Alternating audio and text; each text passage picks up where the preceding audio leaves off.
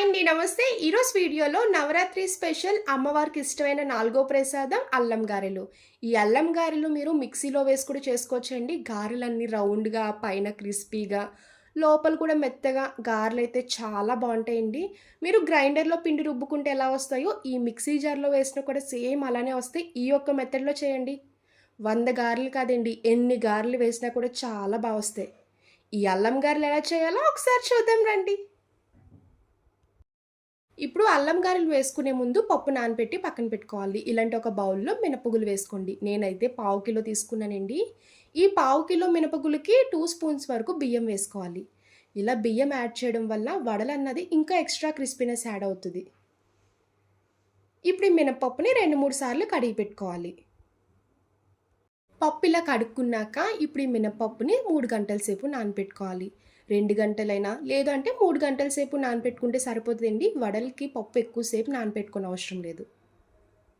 3 గంటలు అయ్యాక మినపప్పు చూడండి బాగా నానిపోయింది కదా. ఇలా మినపప్పు నానబెట్టుకున్నాక వాటర్ కంప్లీట్గా తీసేసేయాలి.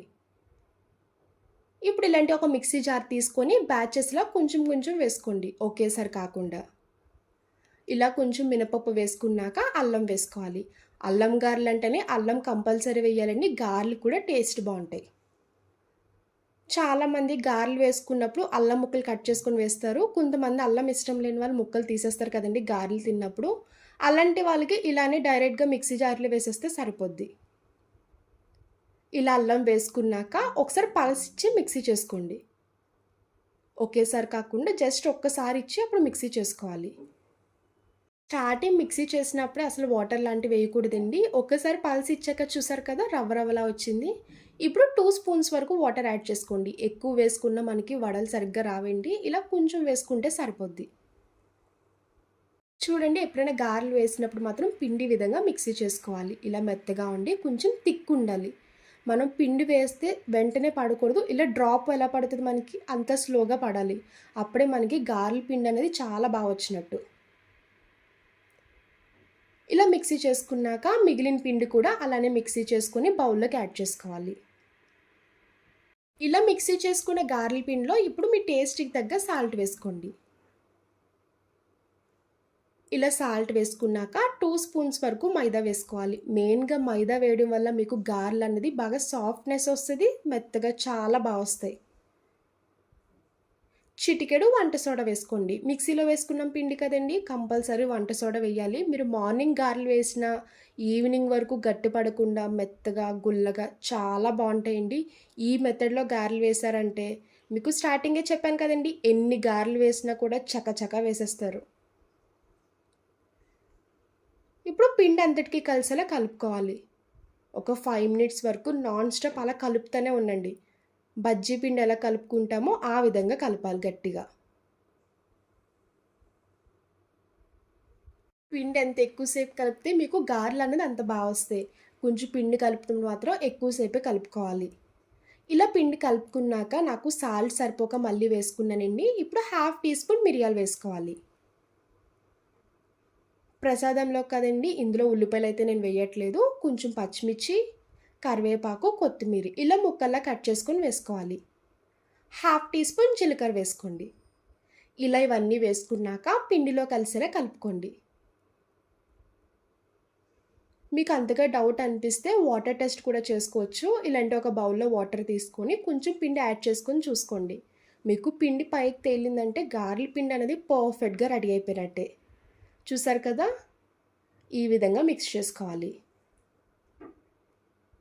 ఇప్పుడు గారెలు వేయడానికి మీకు ఒక మెథడ్లో వేసి చూపిస్తున్నానండి. ఆల్రెడీ మన ఛానల్లోనే రీసెంట్గా వరలక్ష్మి పూజకి వేసి చూపించాను. ఇలాంటి ఒక స్టీల్ డబ్బా మీద క్యాప్ తీసుకొని ఒక క్లాత్తో టైట్గా కవర్ చేసుకోవాలి. కింద రబ్బర్ బ్యాండ్తో టైట్గా కవర్ చేసుకున్నాక ఒకసారి వాటర్ అప్లై చేసుకోండి. కొంచెం కొంచెం పిండి తీసుకుంటూ గారెలా ఒత్తుకొని ఆయిల్లో డీప్ ఫ్రై చేసుకోవడమే. చూసారు కదండి, చాలా ఈజీ మెథడ్. మీరు కావాలనుకుంటే టీ స్ట్రైనర్ మీద కూడా వేసుకోవచ్చు, పాల్ ప్యాకెట్ కవర్ మీదైనా, లేదు అంటే బాగా ఎక్స్పీరియన్స్ ఉంటే చేత్తో అయినా తీసుకొని వేసుకోవచ్చు. పిండి విధంగా కలుపుకుంటే ఎన్ని విధాలుగైనా వేసుకోవచ్చండి. గారెలు కూడా పర్ఫెక్ట్గా వస్తాయి. ఇప్పుడు గారెలు డీప్ ఫ్రై చేసుకోవడానికి ఆయిల్ వేసుకున్నాక ఆయిల్ కంప్లీట్గా హీట్ అయ్యాక అప్పుడు ఒక్కొక్కటి వేసుకోవాలి.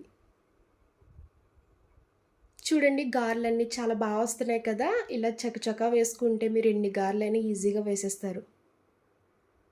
ఇలా గారెలన్నీ వేసుకున్నాక లైట్ గోల్డెన్ కలర్ వచ్చే వరకు ఫ్రై చేసుకోవాలి. చూడండి పైన క్రిస్పీగా చాలా బాగా వస్తున్నాయి కదా! చూడడానికి కూడా కలర్‌ఫుల్‌గా బాగా కనిపిస్తున్నాయి. గారెలు ఈ విధంగా ఈ కలర్ వస్తే సరిపోతాయి. ఇలా ఫ్రై చేసుకున్న గారెలన్నీ తీసుకొని ప్లేట్‌లోకి ట్రాన్స్‌ఫర్ చేసుకోండి. ఇప్పుడు మిగిలిన అన్ని గారెలు కూడా అలానే వేసుకొని ఫ్రై చేసుకోవాలి. ఇలా గారెలన్నీ ఫ్రై చేసుకొని ప్లేట్‌లోకి తీసుకోవాలి. చూడండి గారెలన్నీ చాలా బా వచ్చాయి కదా! పైన క్రిస్పీగా, లోపల సాఫ్ట్‌గా, మెత్తగా. ఈ మెథడ్‌లో చేయండి పిండిలా కలిపి ఎన్ని గారెలైనా చేసుకోవచ్చండి. మొదటిసారి చేసేవాళ్ళు కూడా గారెలన్నీ చేస్తారు.